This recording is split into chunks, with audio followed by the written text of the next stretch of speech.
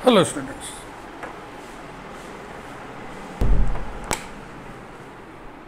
मैं Yogendra Bahadur Singh from KNIPSS Sultanpur अपने YouTube के चैनल गणितपुर में आप सभी का स्वागत करता हूं।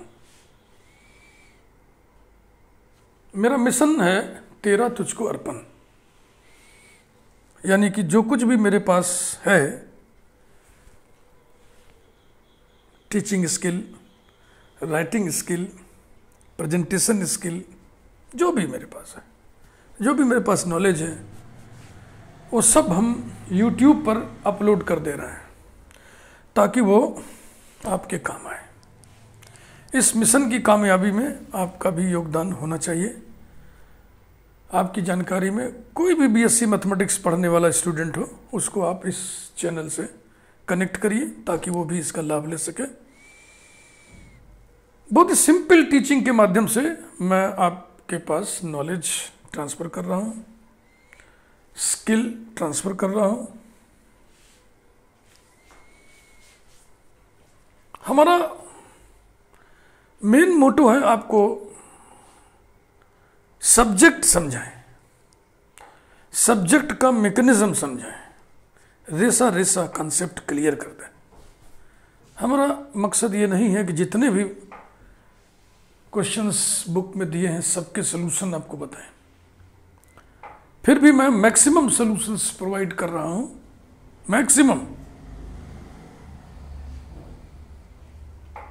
किसी भी कोचिंग, किसी भी ट्यूशन सेंटर पे आप पढ़िएगा, इससे अधिक प्रॉब्लम्स कोई नहीं बताएगा जितना मैं आपको बता दे रहा हूं। बहरहाल ये नई प्लेलिस्ट हम शुरू कर रहे हैं, कंप्लीट मेट्रिक स्पेसेस, और इसमें आज हम कन्वर्जेंट सीक्वेंस का आइडिया आपको देंगे। कन्वर्जेंट सीक्वेंसेस के आइडिया का भी ये पहला वीडियो है। मेट्रिक स्पेसेस भी एक थोड़ा बहुत बड़ा ब्रांच तो नहीं है, लेकिन बड़ा है, और थियोरेटिकल ब्रांच होने के कारण थोड़ा हैवी फील होता है। और इसको आप पढ़िएगा तो इसमें स्मूथनेस थोड़ा कम दिखता है, थोड़ा दानेदार विषय है चिकना नहीं है खूब। तो कोई भी बात अगर एक बार ना समझ में आए तो उसको 2 बार 3 बार समझने की चेष्टा करिएगा।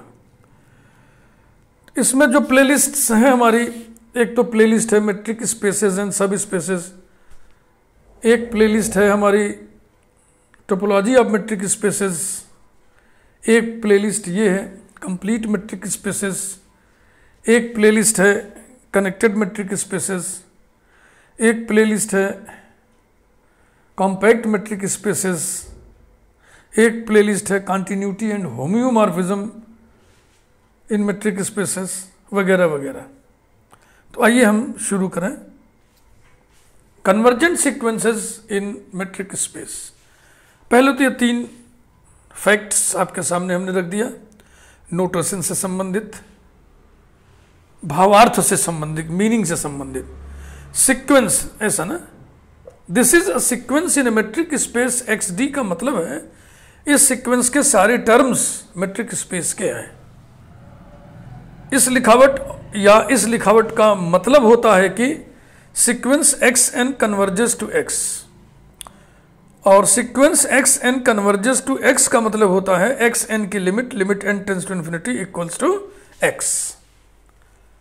अब हम आपको कन्वर्जेंट का डेफिनेशन मेट्रिक स्पेस में लिखेंगे, कन्वर्जेंट ऑफ ए सीक्वेंस का डेफिनेशन, और रियल लाइन वाले डेफिनेशन से उसकी तुलना भी करते चलेंगे।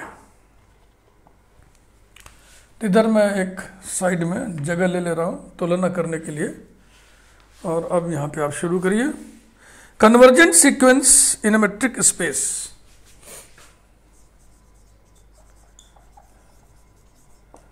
Convergent sequence in a metric space. इधर मैं लिखते चल रहा हूँ पैरेलल, थोड़ा आपको अच्छा लगेगा कि आप जो पढ़ रहे हैं कोई बहुत नई बात नहीं है वो। Convergent sequence,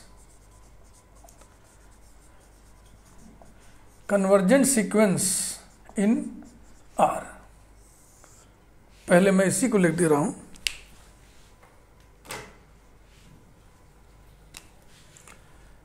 sequence xn converges to x if for every positive number epsilon however small, तो इसको लिखते हैं फॉर गिवन एप्सिलॉन या for every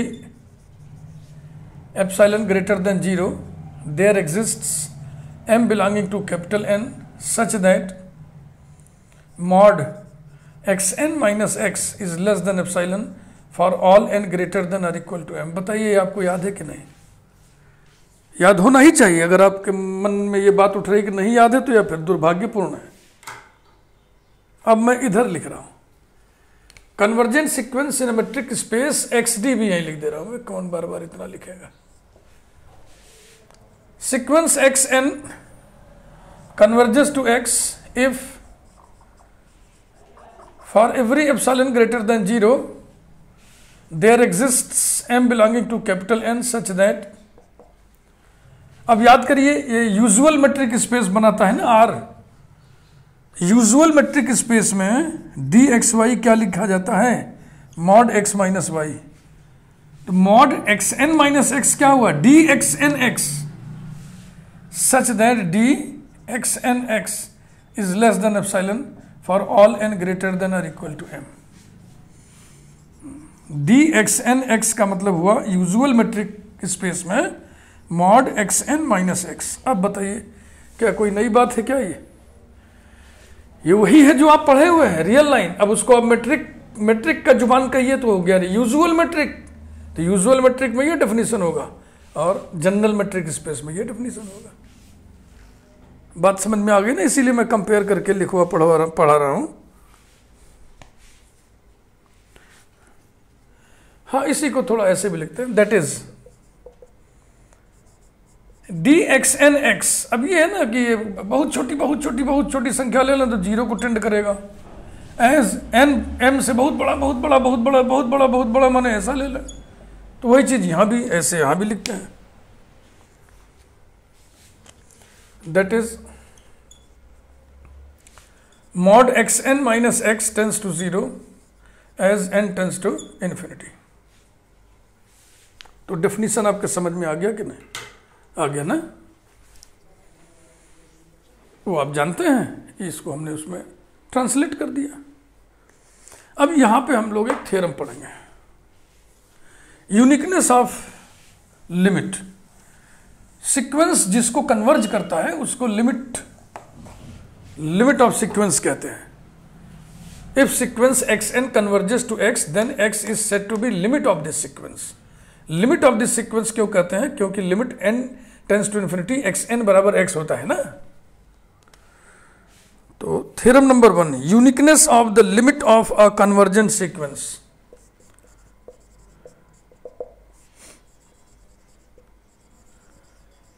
uniqueness of the limit of a convergent sequence।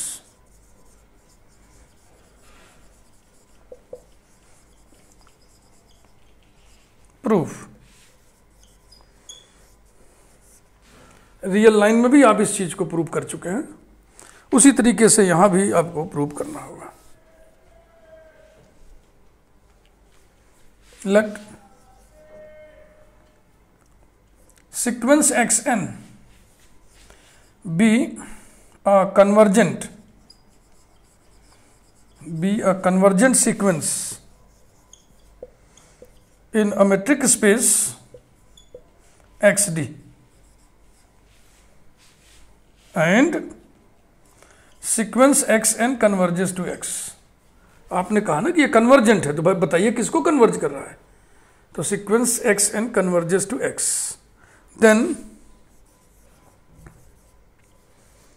limit n tends to infinity xn equal to x, and so for every epsilon greater than 0 there exists a small m1 belonging to capital N such that dxn comma x is less than epsilon for all n greater than or equal to m1। Number 1, we have to prove that the limit x is unique, ये लिमिट है ना, ये the limit x is unique, the limit x is unique, let if possible, माना यदि संभव है, let if possible y not equal to x be such that sequence xn converges to y, that is limit n tends to infinity xn equals to y। ये माने हमने दूसरी limit मान ली जो x के बराबर नहीं है।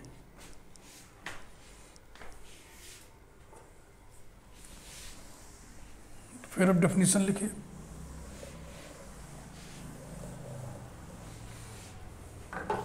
Then for epsilon greater than 0 there exists m2 belonging to capital N such that d xn comma y is less than epsilon। Epsilon को एप्सिलॉन बाई 2 कर दीजिए, यहाँ भी ऐसा हम कर सकते हैं क्योंकि एप्सिलॉन आर्बिट्रेरी पॉजिटिव नंबर है। For all n greater than और equal to m2। Number 2. Now,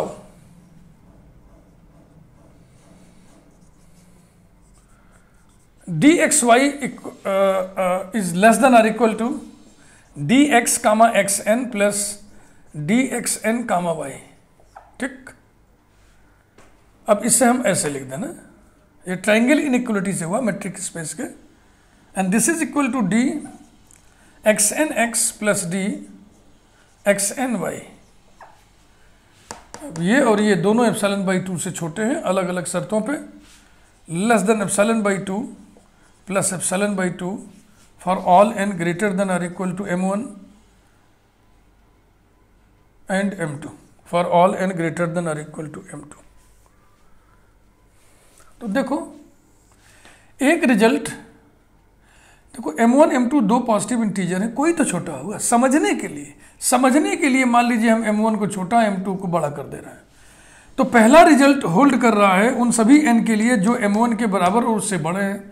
बराबर माने ये, बड़े माने दाहिने। दूसरा रिजल्ट उस शर्त पे लागू है जिस पर n m2 के बराबर हो या उससे बड़े हो।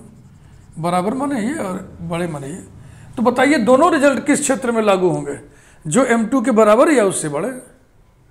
तो m1 m2 में m2 कौन है, बड़ा वाला, यानी कि हम इसको ऐसे लिख सकते हैं कि dxy is less than epsilon by 2 plus epsilon by 2 for all n greater than और equal to m is equal to maximum of m1 comma m2। ये लिखने का तरीका होता है, that is dxy is less than epsilon. अब for all n greater than और equal to m इसको भी लिखने की जरूरत नहीं क्योंकि इसमें n है ही नहीं, बस एप्सिलॉन है जो कि आर्बिट्रेरी पॉजिटिव नंबर है, which is not true for arbitrary value of epsilon, which is not true for arbitrary epsilon greater than 0। x और y बराबर नहीं है तो dxy पॉजिटिव होगा, since x not equal to y therefore dxy is positive। if we take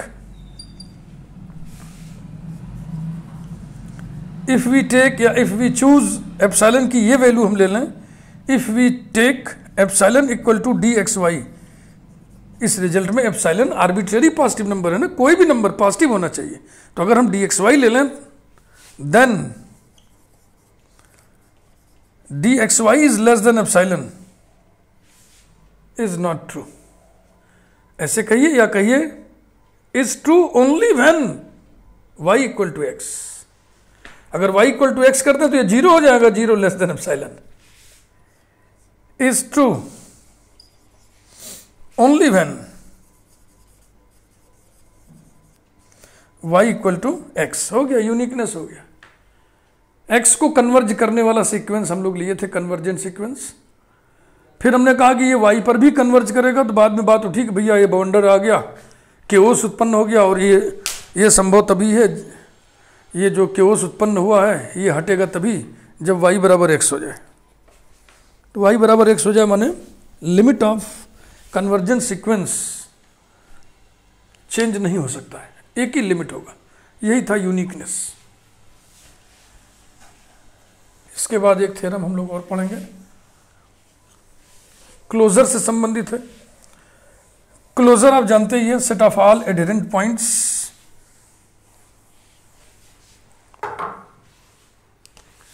तो पहले हम एक रिजल्ट लिख दें फिर आगे बढ़े। रिजल्ट ए क्लोजर, और उसको एडहेरेंस ऑफ ए भी लिखते हैं, is the set of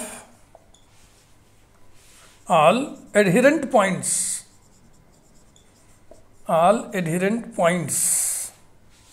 of A। एक बात ये, दूसरी बात इसका डेफिनेशन भी मैं लिख दे रहा हूं।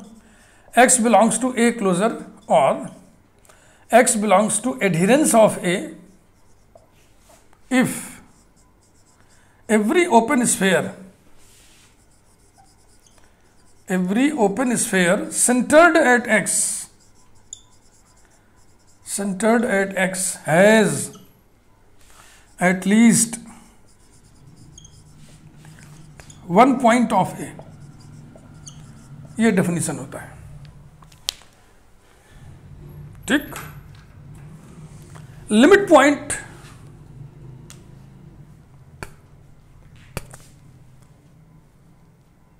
नंबर एक, रिजल्ट नंबर एक कर लें, एक में ये दो बातें हो गई, और result number 2, D of A or A dash is the set of all limit points of A। और फिर इसका डेफिनेशन लिख दें, X belongs to D of A if every open sphere centered at X has at least one point of A। यहां तक तो देखो यही सेंटेंस है पूरा। अब इसी के बाद इसमें एक रिस्ट्रिक्शन और बढ़ जा रहा है, has at least one point of A other than x. ये ना, फिर इसका एक क्राइटेरियन थ्योरम होता है, x belongs to D of A if and only if every open sphere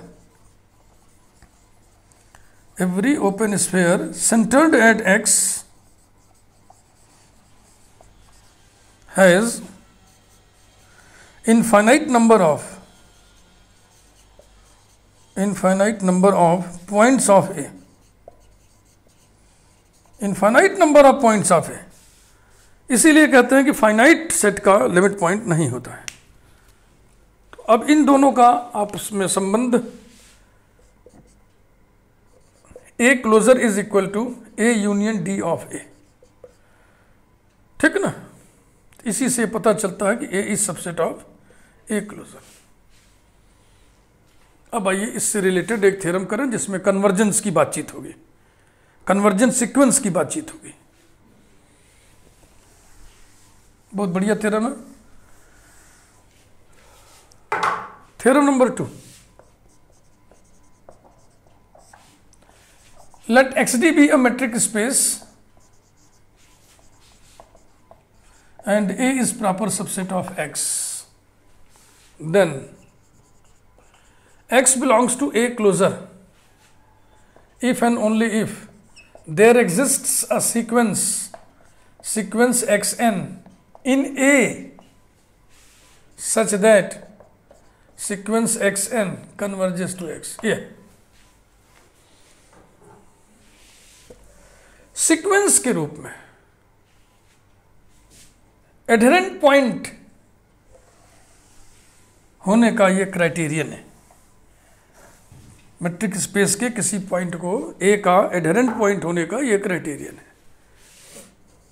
proof, if part,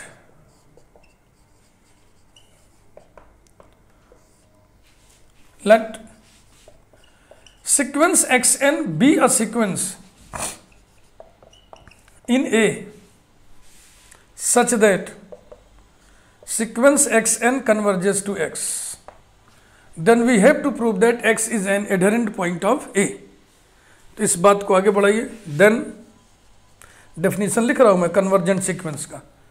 then for every positive number epsilon however small, then for every epsilon greater than 0 there exists a positive integer m such that d of xnx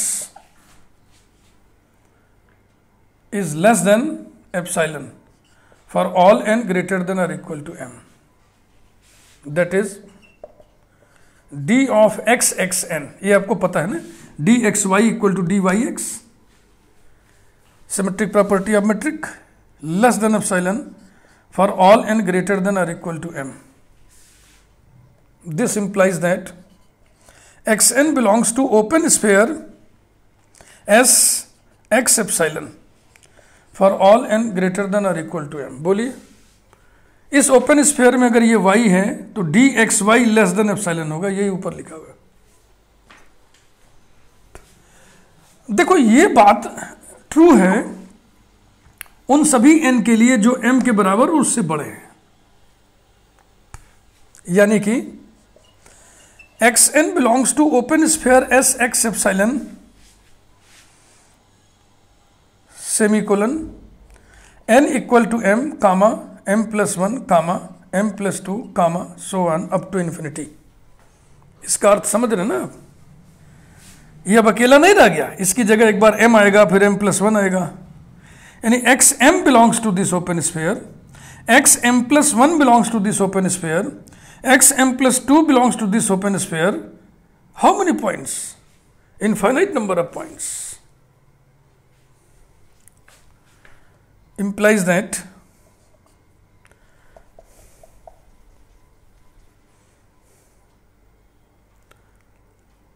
ये point किसका है? Where xn belongs to capital A for all n belonging to capital N। देखो आपने लिखा हुआ ना, let xn be a sequence in A। Sequence in A माने सारे टर्म्स A के हैं।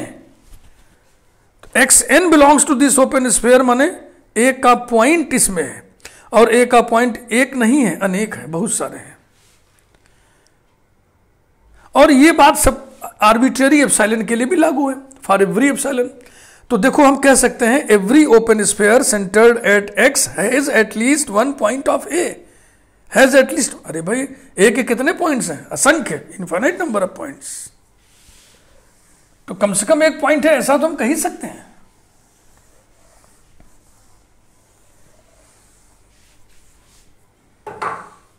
Therefore, every open sphere, और बढ़िया समय से लिख दे रहे हैं, therefore open sphere S x epsilon has at least one point of A for all epsilon greater than 0। ये बात सही है आर्बिट्रेरी एप्सिलॉन के लिए। दैट इज, अब मैं ऐसे लिख दे रहा हूं, every open sphere centred at x has at least one point of A, implies that x is an adherent point of A। that is, yeah, ऐसे लिखिए, implies that x belongs to adherence of A, अर्थात x belongs to A closure. ये हो गया, एक part हो गया। Only sorry if part हो गया, अब ओनली इफ पार्ट इसका उल्टा, only if part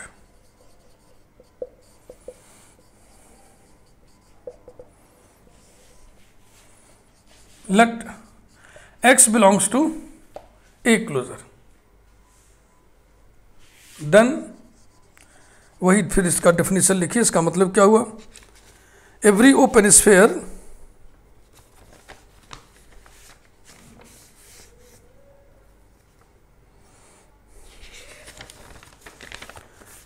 then we have to prove that there exists a sequence xn in A such that sequence xn converges to x। ये देखो, तो फिर वही आ गया देयर एग्जिस्ट्स। ये जब भी देयर एग्जिस्ट्स आता है ना तो थोड़ी बिगिनर्स के लिए प्रॉब्लम होती है। हाँ, हम लोग पढ़ा रहे हैं, अभ्यस्त हो गए हैं। एग्जिस्ट कराना है आपको ए में एक ऐसा सीक्वेंस एग्जिस्ट कराना है, कंस्ट्रक्ट कराना है, डिजाइन कराना है जो एक्स पर कन्वर्ज करे। ये बनाना है आपको। अब ये बनाने का काम उस्तादों के लिए आसान है, बिगिनर्स के लिए कठिन है, लेकिन इस कठिनाई से आप झुंझलाइए मत, इसको एंजॉय करिए। अब आइए इसको पकड़ें, इसी से सीक्वेंस बनेगा। देखो now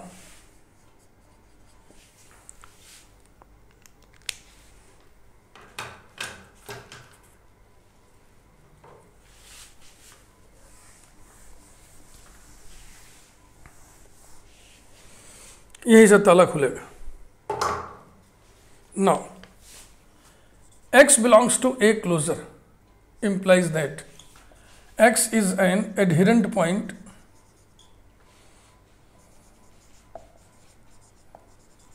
of A, implies that for every epsilon greater than 0 open sphere SXR has at least one point of, यहाँ आर नहीं रहेगा, यहाँ पे आर कर दो, for every epsilon greater than 0, ये यहाँ पे एप्सिलॉन रहेगा ना, radius, has at least one point of A. इसका मतलब कौन बदलेगा, एप्सिलॉन। एप्सिलॉन की हम नाना प्रकार की वैल्यू ले लें और बताएं कि करस्पॉन्डिंग ओपन स्फीयर के पास ए का कम से कम एक पॉइंट होगा। फिलहाल तो हम एप्सिलॉन की जगह सोच रहे हैं कि 1/n ले लें।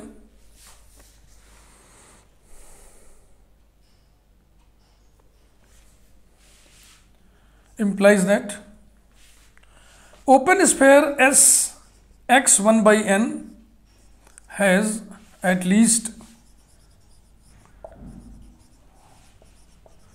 वन पॉइंट ऑफ ए, ठीक ना। और इसमें जो n है वो आर्बिट्रेरी पॉजिटिव इंटीजर है। Every open sphere centred at X की बात हो रही है ना, तो वही बतिया तुम कर रहे हैं। Every open sphere centred at x, हम रेडियस ही तो चेंज किए हैं। अब शुरू करते हैं कि n इक्वल टू 1 लेने पर जो ओपन स्फीयर आएगा वो a का एक पॉइंट कम से कम रखेगा। समझ रहे हैं आपको? चलो हम ऐसे लिख दे रहे हैं, implies that open sphere S X comma N की जगह 1 लिया, has at least one point of A comma open sphere S X 1/2 has at least one point of A and so on. ये सिलसिला इसी चलता रहेगा। मन करे एक और लिख दो, open sphere S X 1/3 has at least one point of A comma so on. Sequence देखो कैसे हम डिजाइन कर रहे हैं। इसके पास ए का जो पॉइंट होगा, कम से कम एक पॉइंट होगा ना, तो उस एक पॉइंट को हम कह दे रहे हैं x1 है। इसके पास a का जो पॉइंट है उसको हम x2 कह दे रहे हैं, इसके पास a का जो पॉइंट है उसको हम x3 कह दे रहे हैं। तो इस प्रकार से हमें x1, x2, x3 एक सीक्वेंस की प्राप्ति हो जाएगी। ये सीक्वेंस देखो कैसे डिजाइन कर रहा है, और उसे x पर कन्वर्ज भी करना होगा, ये भी दिमाग में हमारे, इसीलिए 1/n की व्यवस्था हमने किया। Let x1, x2, x3, so on be points of A such that x1 belongs to open sphere S x1, x2 belongs to open sphere S x1 by 2, x3 belongs to open sphere S x1 by 3 and so on।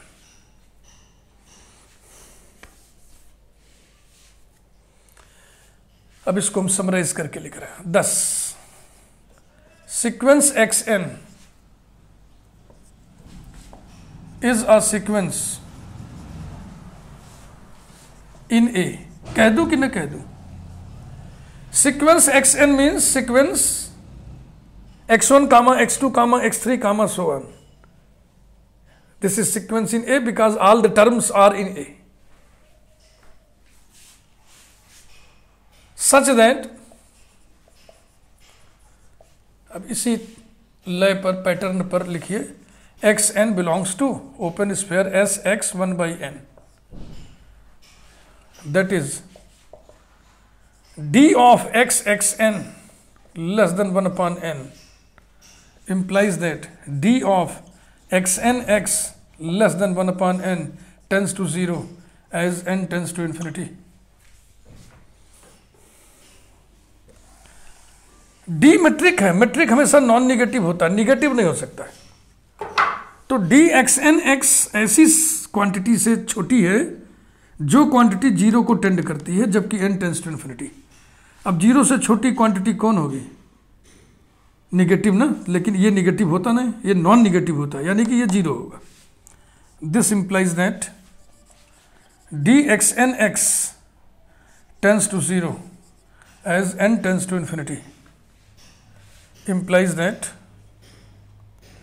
limit n tends to infinity xn equal to x। याद करें definition जो शुरू में आपको हम बताए थे। And so sequence xn converges to x। हो गया, यही तो बताना था। हम शुरू किए थे कि x belongs to A closure, और दिखा दिए कि A में एक ऐसा सीक्वेंस xn एग्जिस्ट करता है जो कन्वर्ज कर रहा है x पर। It completes the proof. ये दो बढ़िया बढ़िया थ्योरम और कन्वर्जेंट सीक्वेंस के डेफिनेशन से हमने शुरुआत किया। अगले वीडियो में कन्वर्जेंट सीक्वेंस से संबंधित एक दो थ्योरम हम लोग और देखेंगे, और उसके बाद फिर बात आगे बढ़ेगी। फिर कॉसी सीक्वेंसेस हम लोग मेट्रिक स्पेस में डिफाइन करेंगे। वीडियो को लाइक करिए, चैनल को सब्सक्राइब करिए, बेल आइकन प्रेस कर दिए ताकि इस प्लेलिस्ट में जो भी वीडियो बने उसकी सूचना डायरेक्ट आप तक पहुंचे। Thank you.